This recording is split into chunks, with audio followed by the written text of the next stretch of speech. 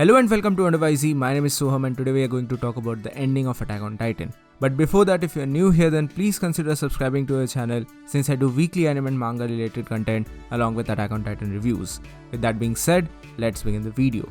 Now, 1 month back, I asked you all this question in my community tab that who according to you is going to survive the ending of Attack on Titan. And since then, I've got various different results in this particular poll.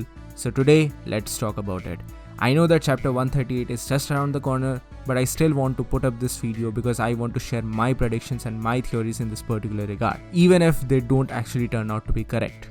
Moreover, I've already made a prediction video for chapter 138. If you have not watched it here, then links are in the description below. Please do go and watch it. Moreover, in that particular video, I've already discussed the people whom I feel are going to survive the ending of Attack on Titan, and I promised you all that I'm going to explain all of these things in a separate video. So here you go. Basically, this video is going to be denoted to all those things. But before that, let's have a quick look at this particular poll.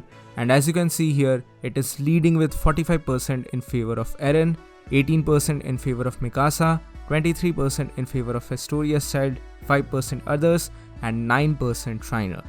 Now, I kind of agree but disagree at the same time with a couple of things, so let me go over them one by one. Now honestly, with the ever-changing stances of Isayama, it is really difficult to analyze the predicament of Eren and whether he is going to survive the ending or not.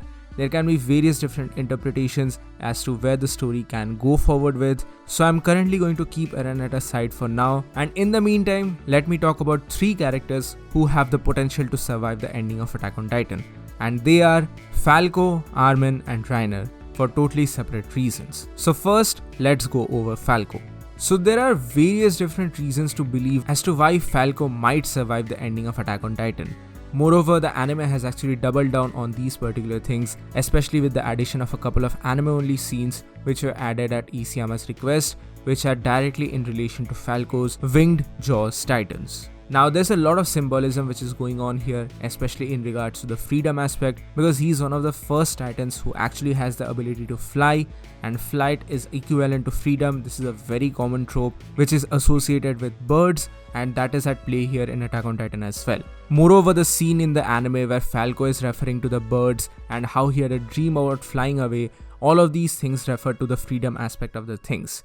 That is one of the major reasons why he's carrying around everyone. Moreover, we got glimpses of one particular thing from a prior ending of Attack on Titan, where we get to see a couple of kids who are in a post-war-like situation and they're studying and they have badges of birds in their insignia, which almost directly correlates to Falco's Winged Titan.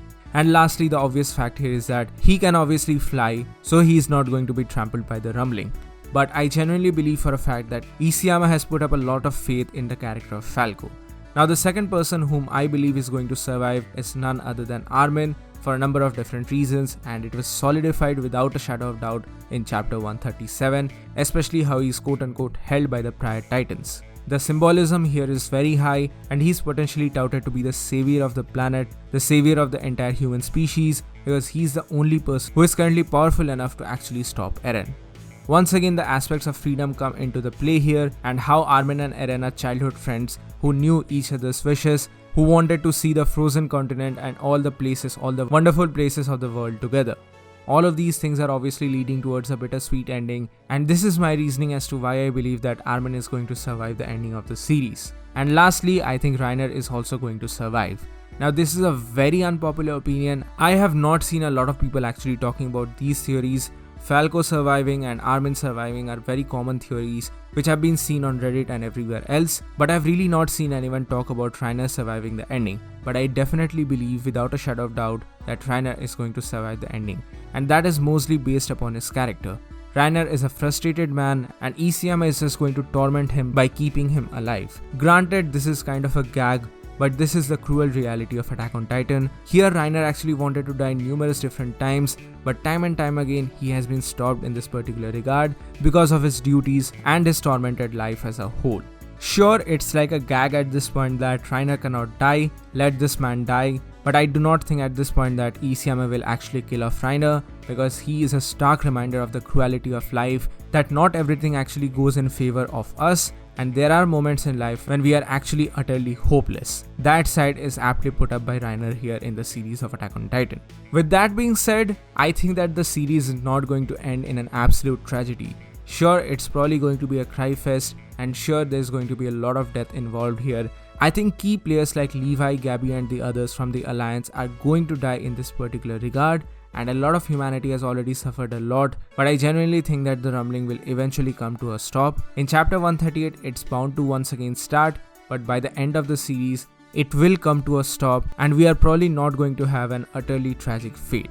Moreover, a lot more of the paths will actually be involved, but at the end of the day, these are simply my predictions and my theories. So what do you guys think about all of this? Please mention your thoughts in the comment section below.